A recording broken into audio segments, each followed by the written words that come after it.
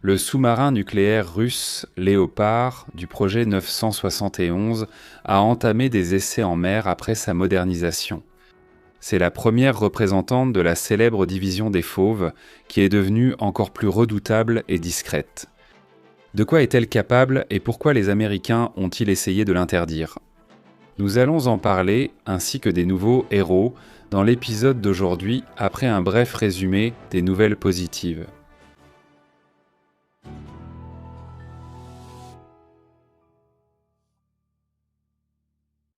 Les premiers hélicoptères de série les plus récents Mi-160 et 11A3 ont été livrés aux clients russes. Le système de défense aérienne Tor M2KM pour la marine a réussi les essais en conditions de combat dans la zone de l'opération militaire spéciale et est entré en production en série. À Samara, le premier catamaran à passagers Sirius Alpha du projet 04790 a été mis à l'eau. Le chantier naval de Khodkinski a lancé un navire de pêche au crabe du projet 0341. À Ulyanovsk, la première production en série d'airbags et d'autres systèmes automobiles a été lancée. À Saint-Pétersbourg, une nouvelle production de robots industriels et de systèmes de transport automatisés a été lancée. Une production d'engrais siliciés et silico-magnésiens a débuté dans la région d'Orenbourg. Au Daghestan, la première centrale solaire de montagne a été mise en service. En Tchétchénie, la première usine de production de marbre de façade a été ouverte. Une production d'aliments pour animaux a débuté dans la région de Moscou. Saint-Pétersbourg.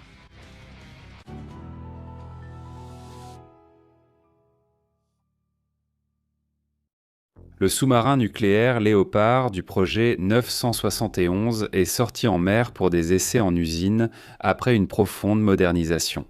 Bientôt, il rejoindra à nouveau la flotte du Nord, tandis que 6 autres de ses semblables sont en cours de réparation et de modernisation dans les chantiers navals russes.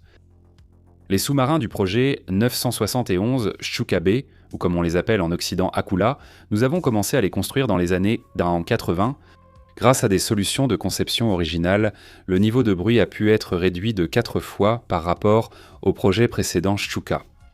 Et c'est la caractéristique principale, ce qui a immédiatement beaucoup inquiété les Américains, car il s'est avéré qu'ils ne voyaient littéralement pas nos sous-marins juste sous leur nez. Ainsi, en 1987, nous avons filmé à travers les périscopes l'infrastructure de l'une des bases navales américaines les plus secrètes sur la côte Est. En revenant plus tard dans les années 90 et 2000, ces sous-marins ont été à plusieurs reprises soudainement découverts, soit dans la zone des 200 milles près de la côte Est du Canada et des États-Unis, soit au large du Royaume-Uni, soit près de Cuba. Ils échappèrent sans cesse à la poursuite, comme s'ils se dissolvaient dans l'océan.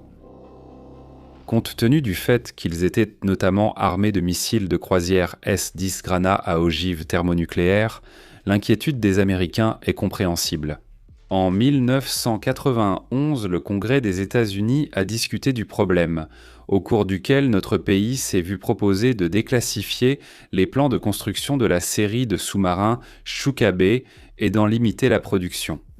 Et, en guise de geste de courtoisie en retour, les Américains ont proposé d'aider à rééquiper nos chantiers navals, qui construisent manquant des sous-marins nucléaires, pour qu'ils produisent dans des articles non militaires comme des hachoirs à viande ou des remorques automobiles.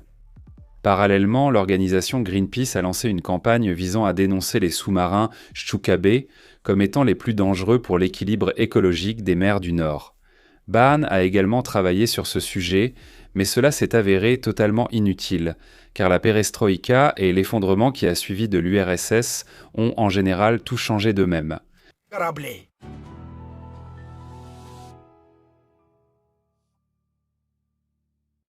Au total, nous avions prévu de construire 25 sous-marins du projet Shchuka-B, mais en raison d'une série de problèmes, nous n'avons pu en achever que 14.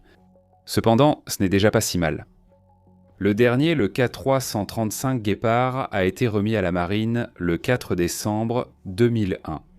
Un autre, le K152 Nerpa, a été construit plus tard et loué à l'Inde, mais il est déjà revenu en Russie à ce jour.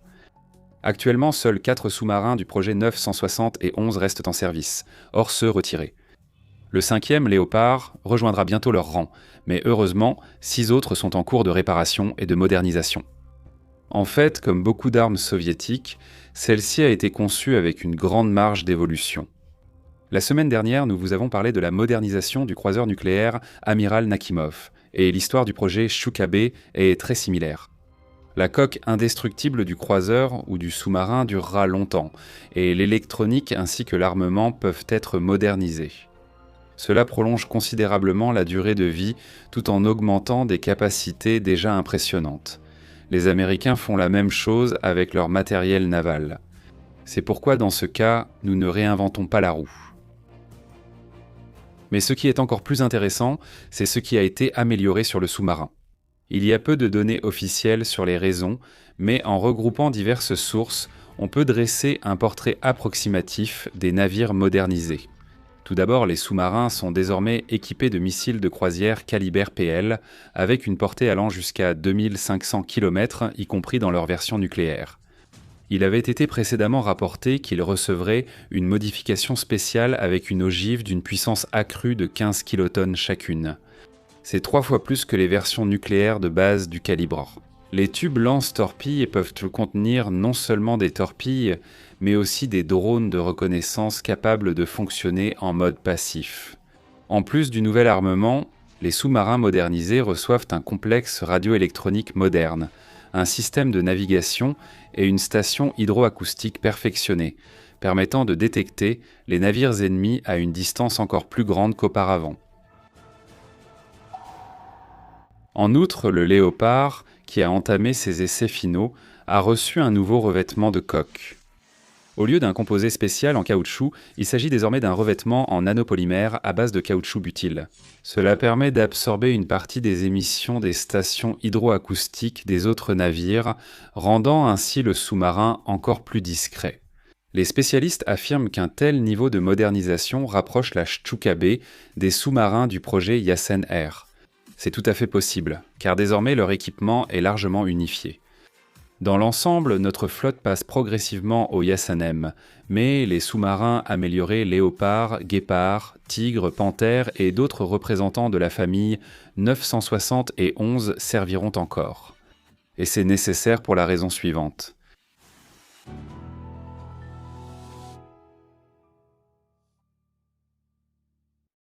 La première mission prioritaire des sous-marins Chukabe était et reste la couverture de notre base de sous-marins nucléaires stratégiques lanceurs d'engins à Gadjievo, dans la région de Mourmansk. Concrètement, ils ne permettront pas aux sous-marins ennemis de s'en approcher et assurent ainsi la possibilité à notre principale force de frappe de sortir en mer ouverte pour lancer une frappe nucléaire intercontinentale. De plus, la division Zverinaya de la flotte du Nord constitue une menace pour tout le flanc nord-ouest de l'OTAN, y compris la Norvège. C'est-à-dire pour les bases navales et aériennes américaines, mais pas seulement, qui seront les premières à être frappées par nos attaques en cas de début de guerre. Les sous-marins sont probablement aussi utilisés pour des missions spéciales. Ainsi, en avril de cette année, les Britanniques ont détecté un sous-marin Chukabe près de leur côte et ont envoyé une frégate et l'aviation pour l'intercepter. Et le ministre de la Défense, John Healey, a même adressé un avertissement à la Russie à ce sujet en disant « Poutine, nous voyons tout ». Il s'est ensuite avéré que le sous-marin Shchuka n'avait été détecté que parce qu'il ne cherchait même pas à se cacher, mais qu'il détournait simplement l'attention des actions des appareils sous-marins secrets russes du département principal des recherches en eau profonde qui s'occupait tranquillement de quelque chose dans la zone où se trouvent les câbles de communication. Notons qu'à l'heure actuelle, tous les sous-marins nucléaires dont dispose la marine britannique ne peuvent pas sortir en mer, car ils ont besoin de réparation. Et cette semaine, le ministre Healey lui-même a démissionné, désespérant d'obtenir de l'argent du Premier ministre Starmer pour la modernisation de la flotte. Dans ce contexte, le fait que la Russie, malgré un blocus économique et politique occidental total, conserve la capacité de construire de nouveaux sous-marins nucléaires et de moderniser ceux déjà existants, suscite un profond respect et une fierté bien méritée. Nous continuerons à suivre l'avancement de la modernisation du projet.